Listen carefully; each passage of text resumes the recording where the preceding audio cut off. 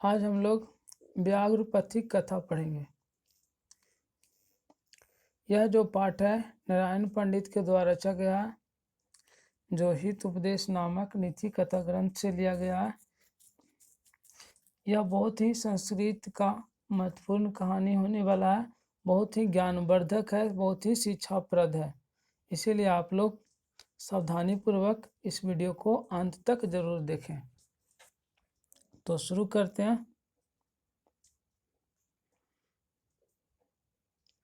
अयं पाठः नारायण पंडित रचितस्य हित उपदेश नामकस्य नीति कथा ग्रंथस्य मित्रलाभ नामक खंडात संकलितः। यह पाठ नारायण पंडित के द्वारा रचित हित उपदेश नामक नीति कथा ग्रंथ के मित्रलाभ नामक खंड से संकलित है। हित उपदेशे बालकानां मनोरंजनाय नीति शिक्षणाय च नाना कथा पशु पक्षी संबंधा श्राविता। हित उपदेश में बालकों के मनोरंजन के लिए और नैतिक शिक्षा के लिए अनेक कहानी पशु पक्षी से संबंधित सुना जाता है।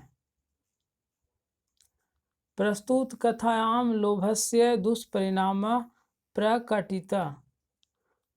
प्रस्तुत कहानी में लोभ का दुष्परिणाम का उजागर किया गया। पशु पक्षी कथानां मूल्यं मानवानां शिक्षार्थं प्रभुतं भवति इति एतादृशीभिः कथाभिः ज्ञायते। पशु पक्षी से संबंधित कहानियों का उद्देश्य मानवों का अधिक शिक्षा होता है, ऐसा कहानी से ज्ञात होता है।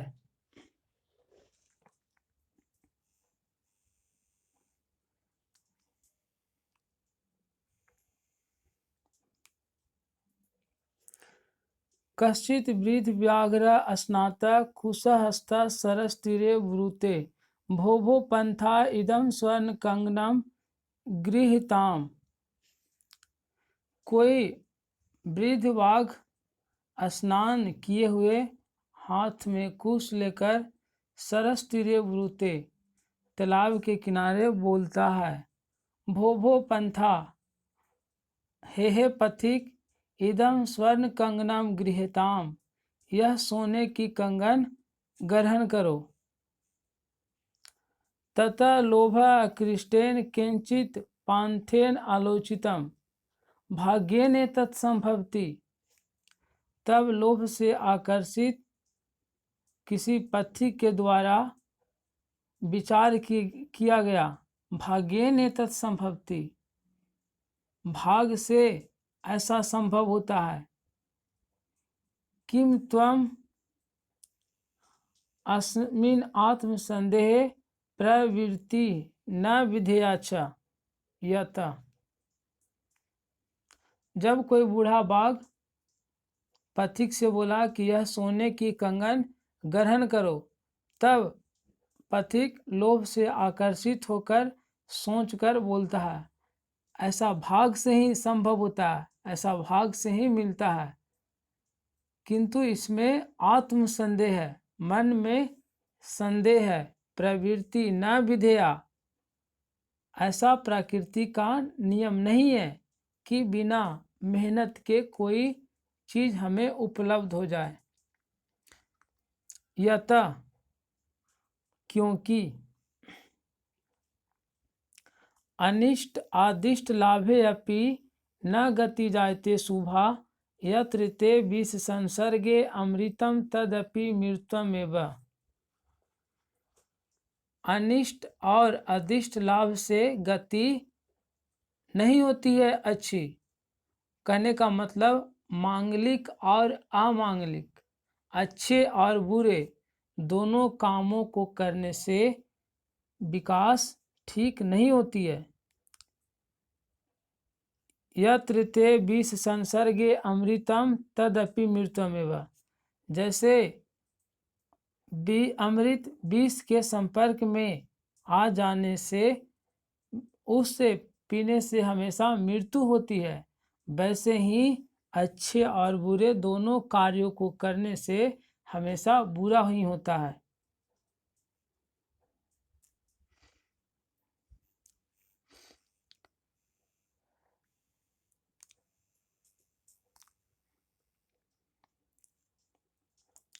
किंतु सर्वत्र अर्थ अर्जने प्रवृत्ति संदेह एवं, किंतु कहीं भी धन के अर्जन में संदेह ही है।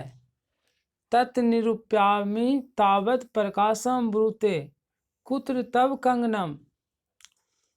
ये सब विचार करके पथिक सुनाकर बोलता है, कुत्र तब कंगनम, कहाँ है तुम्हारा कंगन।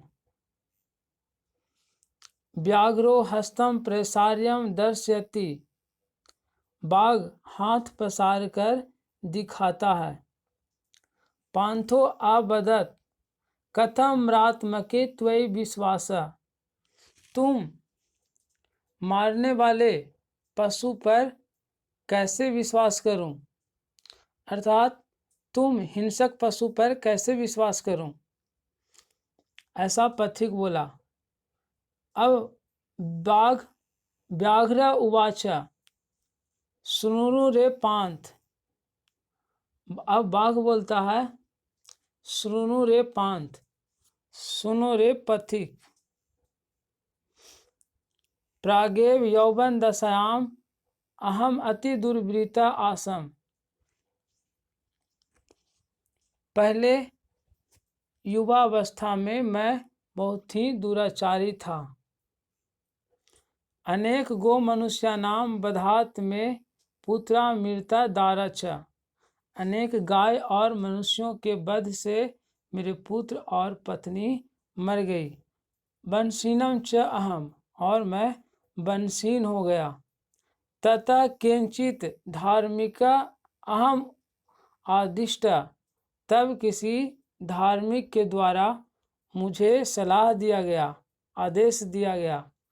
दान धर्म आदि तुम चरतु भवान, आप दान धर्म का आचरण करें, आप दान करें।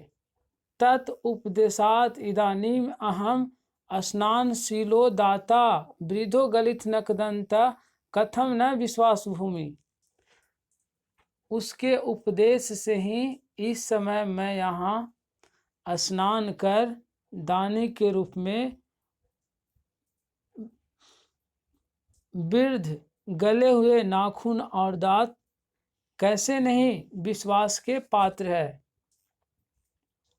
मया च धर्म शास्त्राणि अधीतानि शृणु, और मेरे द्वारा धर्म शास्त्रों का भी अध्ययन किया गया, सुनो।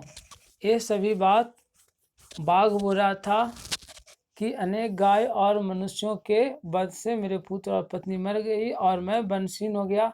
तब किसी धार्मिक व्यक्ति ने मुझे आदेश दिया कि आप दान धर्म का आचरण करें, और उसके उपदेश से ही मैं इस समय यहाँ स्नान कर दानी के रूप में मेरे पुराने गले हुए नाखून और दांत कैसे नहीं विश्वास के पात्र है, और मेरे द्वारा धर्म शास्त्रों का भी अध्ययन किया गया, सुनो सुनो।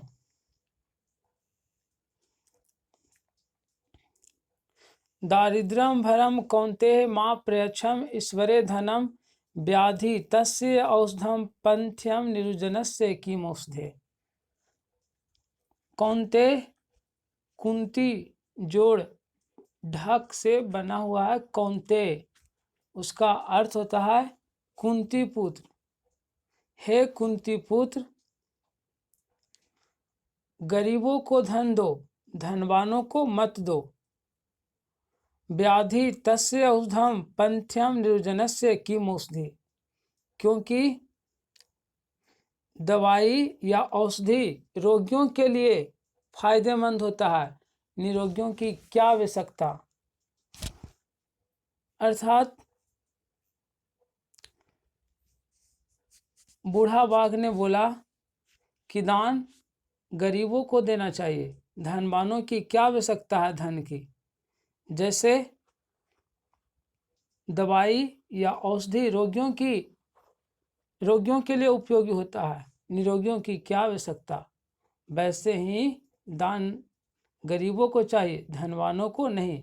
इसीलिए मैं यह सोने की कंगन तुम्हें देना चाहता हूँ। इस तरह से वृद्ध व्याघ्र ने पथिक को समझाया। अन्य च और दूसरा, दातव्यमिति यत दानम दीयते अनुपकारणे देशे काले च पात्रे च तत् दानम सात्विक विदु। और दान देना चाहिए, ऐसा दान कि देने के बाद अनुपकारिणे हो, मतलब कि दान देने के बाद ऐसा नहीं लगे कि हम उस पर बहुत बड़ा उपकार कर दिए हैं, भलाई कर दिए हैं।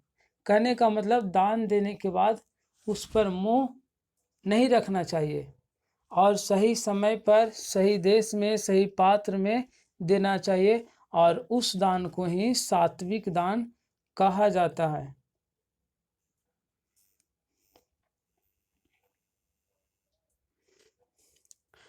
तत्र सरसी स्नात्वा स्वर्ण कंगनम गृहान।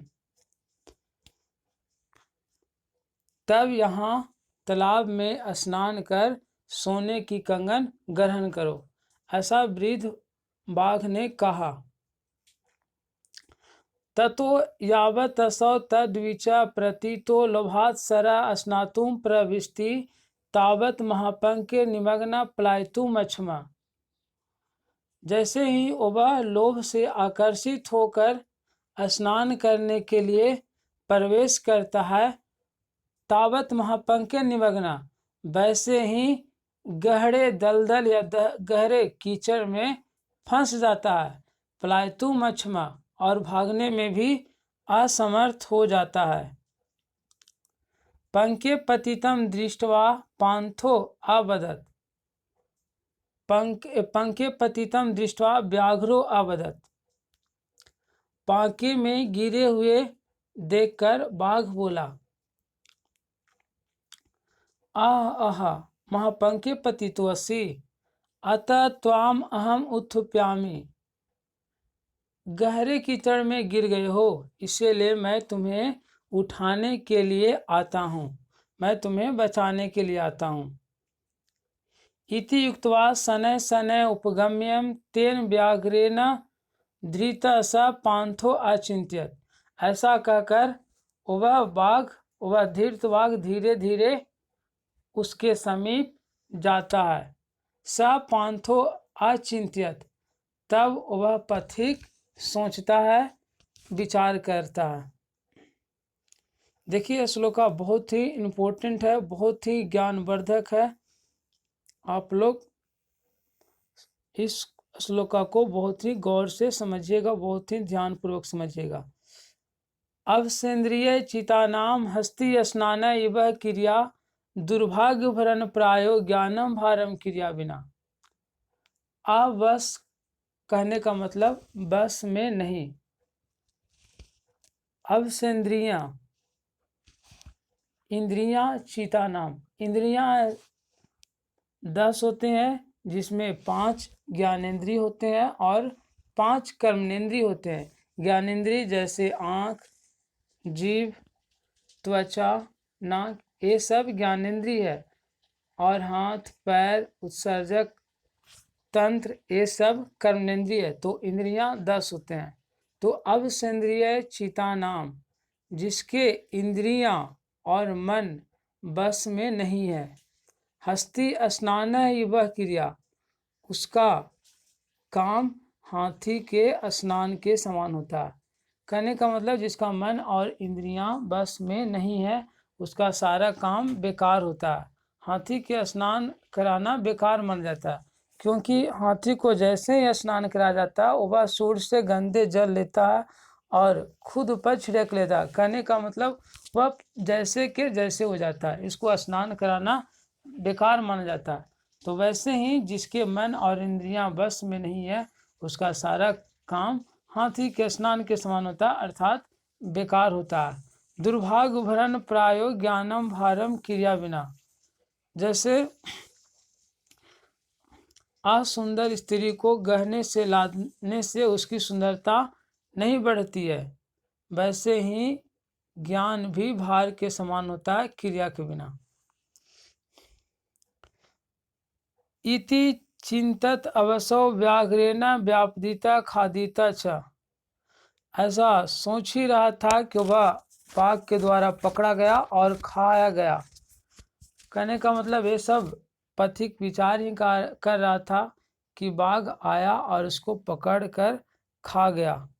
अतः उच्यते, इसीलिए कहा जाता है, कंगनस्य तु लोभेन मग्न पंके सुदुस्तुरे वृद्ध व्याघ्रेन संप्राप्ता पथिका स मृतो यथा।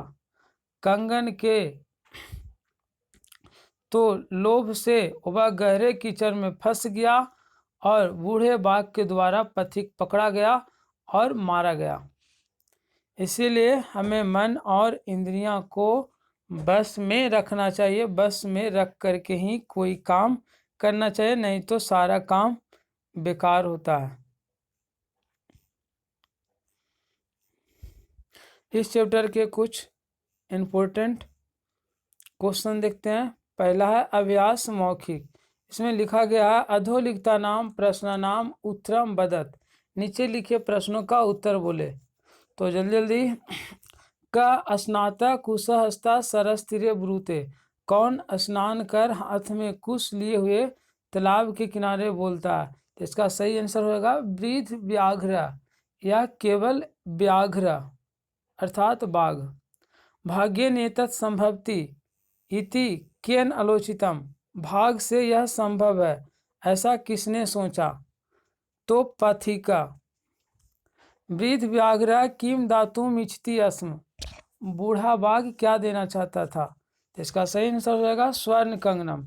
वृद्ध व्याघ्र स्वर्ण कंगनम दातुम इच्छति अस्म, नहीं तो केवल स्वर्ण कंगनम। पथिका कुत्र निमग्ना पलायित। पथिका कुत्र निमग्ना अभवत। पथिक कहाँ फंस गया? तो इसका सही आंसर हो जाएगा महापंके। पांका अर्थात कीचड़, महा माने बड़ा, यानी कि गहरे कीचड़ में या गहरे दलदल में। पथिका केन व्यापदिता खादिता चा। पथिक किसके द्वारा पकड़ा गया और खाया गया? तो वृद्ध व्याघ्रेन।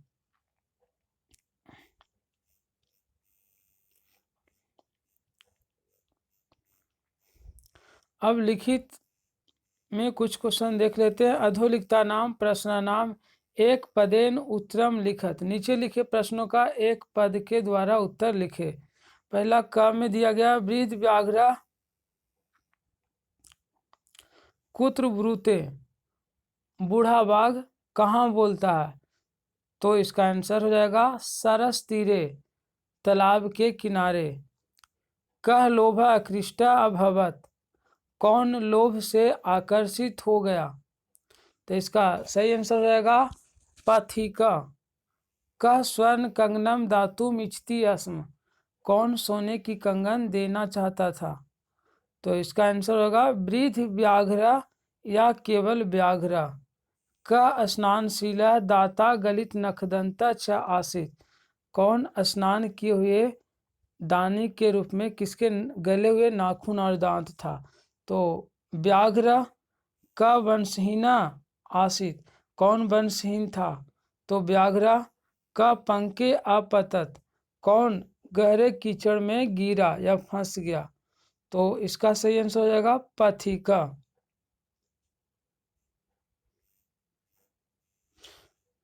आगे दिया गया अधोलिखिता नाम प्रश्न नाम पूर्ण वाक्य उत्तरम लिखत। नीचे लिखे प्रश्नों का उत्तर पूर्ण वाक्य के द्वारा उत्तर लिखे। का में दिया गया कुत्र तब कंगनम इति कह अबदत। कहाँ है तुम्हारा कंगन, ऐसा कौन बोला? तो इसका सही आंसर हो जाएगा पथिका। का के स्थान पर पथिका रखेंगे। कुत्र तब कंगनम इति पथिका अबदत। कहाँ है तुम्हारा कंगन, ऐसा पथिक बोला। ख है व्याघ्र की दृशा आसित। बाघ किस प्रकार था या कैसा था? तो व्याघ्र वृद्ध आसित। बाघ बूढ़ा था। व्याघ्रेण कानि अधितानि, बाघ के द्वारा का अध्ययन किया गया था या क्या अध्ययन किया गया था? तब व्याघ्रेण धर्मशास्त्राणि अधितानि, बाघ के द्वारा धर्मशास्त्रों का अध्ययन किया गया था। कस्य पुत्र दारा च मृता, किसके पुत्र और पत्नी मरी हुई थी? तो इसका सही आंसर व्याघ्र। का महापंके निमग्ना प्लायतुम अक्षमा, कौन गहरे दलदल में गिरा और भागने में असमर्थ हो गया? तो इसका सही आंसर हो जाएगा पथिक।